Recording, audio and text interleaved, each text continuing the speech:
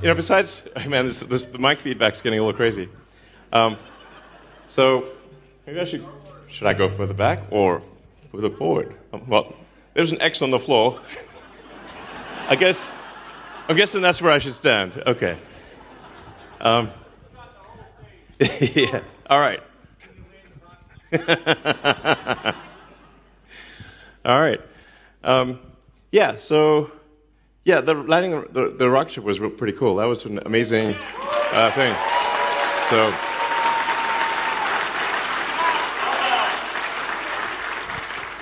Yeah, the SpaceX team is an incredible team, and it's wild that this giant 250-ton object went to space, caught by giant Megazilla arms. It's like, it's super cool. That's the kind of thing that that I think is inspiring and exciting, and there's a lot of potential. I think we can actually build a permanently occupied science base on the moon. We can build a city on Mars. We can be a multi-planet species and out there among the stars. It's very exciting, So,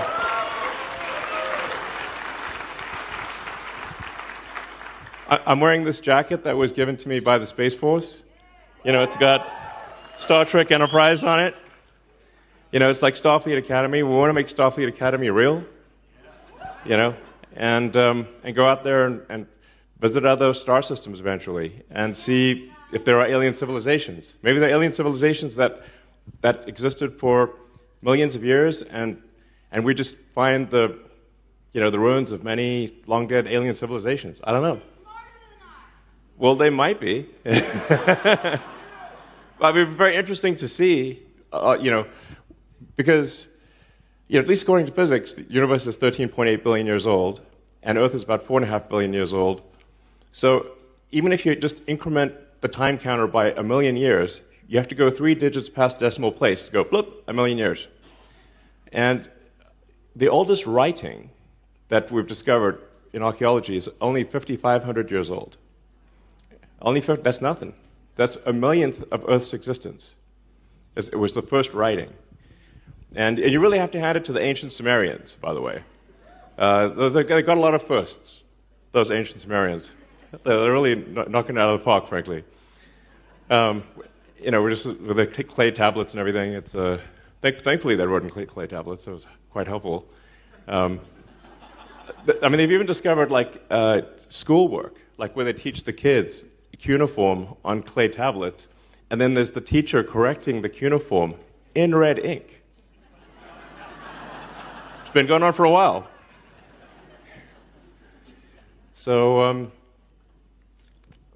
Here we are, a mere 5,500-year-old civilization. Just a baby, really. But with a lot of potential. I think we can go out there, we can make life multiplanetary, understand the universe, find out what's going on. Maybe the aliens will come visit us. Maybe they are here right now. I don't know. So... Alien registration card. People do ask me, do I think aliens are among us? I'm like, I haven't seen any. Yeah, there's illegal aliens, but there's a lot of those. But I haven't seen any sort of green aliens with antennas on their head or anything like that. Maybe they are. They're just very subtle, but I haven't seen them. So. But I think we want to be the aliens exploring other galaxies, And I grew up watching Star Trek, and Star Wars was the first movie that I ever saw in a theater, and it obviously affected me a lot. And we just want to have these sort of glorious, amazing, space future real, and have exciting, inspiring things that make you glad to wake up. When you wake up in the morning, you're glad to be alive. There have to be these things. Life cannot, So.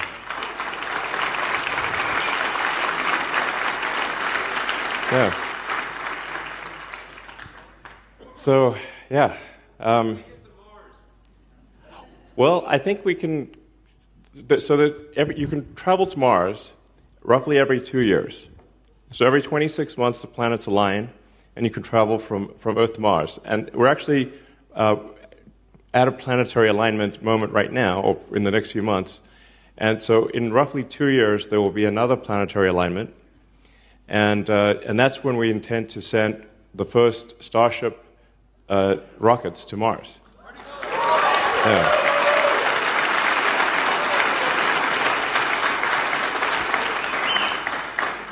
So I think we can probably send quite a few in 2 years.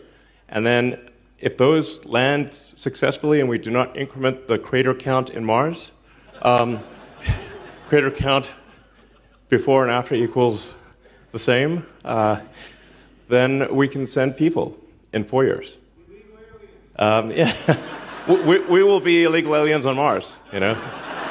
I guess if there's any, if there's any Martians. Maybe they'll make Mars great again.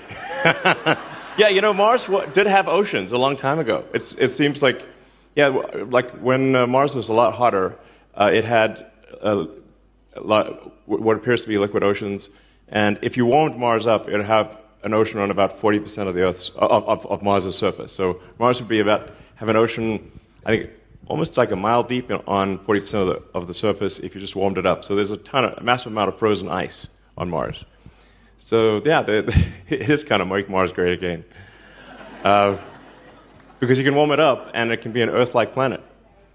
So I think this is actually very important for the long-term, the longevity of consciousness is to be a multi-planet species. It's actually very important.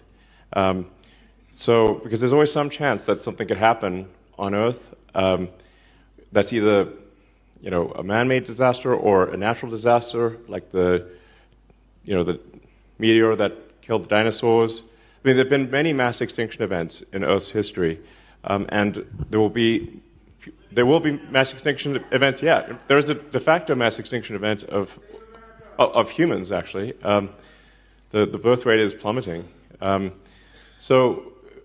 But the probable lifespan of civilization will be much greater if we are a multi-planet species than if we are a single-planet species.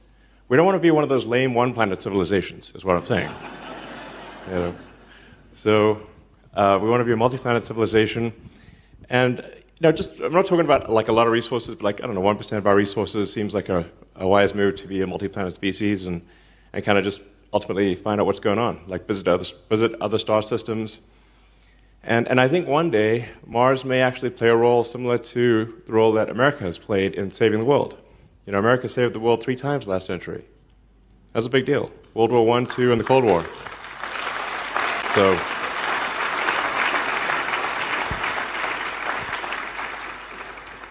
Earth would be very different if not for America saving the day 3 times last century. So, yeah, amen indeed.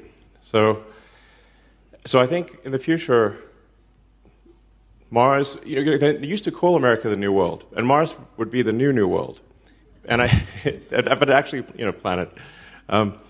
So I think one day Mars may save Earth, just as America saved the rest of the world. I think that's a big deal.